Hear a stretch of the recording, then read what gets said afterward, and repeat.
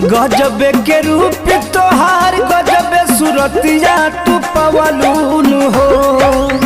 गजब के रूप तोहार गजब सूरतिया तू पवलून हो। गोरी हमके दीवाना बनवलून हो। गोरी हमके दीवाना बनवलून हो। झलके बदन पूरा कहवा से कुरुती सियावलून हो। गोरी हमके दीवाना बनवलून हो। गोरी हमके दीवाना